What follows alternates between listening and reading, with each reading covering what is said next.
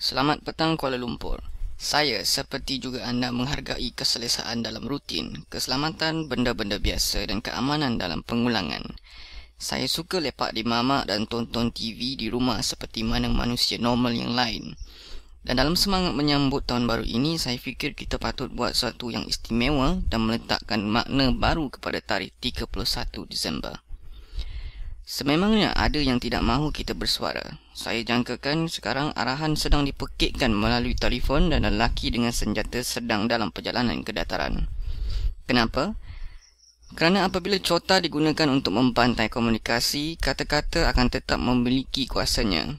Kata-kata merupakan perkakas kepada makna dan kepada sesiapa yang bersedia untuk mendengar, bersedialah untuk kebenaran. Dan sebenarnya ada yang sangat tidak kena dengan negara ini. Kekejaman, ketidakadilan dan penindasan. Anda pernah mempunyai ruang untuk membantah dan menyatakan pendapat sebebasnya. Tetapi sekarang maklumat anda ditapis dan sistem pemantauan berterusan memaksa anda untuk tunduk, patuh dan setia. Bagaimana ini boleh berlaku? Siapa yang harus dipersalahkan? Sememangnya terdapat orang-orang yang lebih bertanggungjawab daripada kita dan mereka akan dipertanggungjawabkan. Tetapi apabila berbicara tentang kebenaran, jika anda mencari seseorang untuk dipersalahkan, tempat yang pertama anda harus lihat adalah di cermin. Saya tahu mengapa anda lakukannya. Saya tahu anda takut. Mengapa tidak? 13 Mei, pergerakan kaum, komunis, operasi lalang. Terdapat rentetan masalah dibingkaikan untuk merosakkan pertimbangan dan merosakkan kewarasan anda. Lalu ketakutan menguasai dan dalam keadaan panik anda berlindung di belakang Barisan Nasional.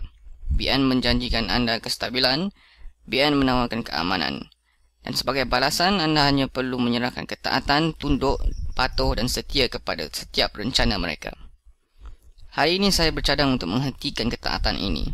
2011 akan diingati dalam sejarah sebagai tahun revolusi aman tanpa keganasan. Ia bermula di Tunisia dan merebak ke Dataran Tahrir di Mesir. Dataran Tahrir adalah simbol pembebasan kuasa rakyat di abad ke-21. Kita juga melihat gerakan rakyat di Sepanyol yang diikuti oleh pergerakan Occupy Wall Street. Arus demokratik yang dijana oleh warga di atas jalanan ini adalah satu perubahan besar di zaman kita, sebagai tanda penentangan terhadap elit seluruh dunia. Hari semakin suntuk dan tahun ini akan pantas berakhir.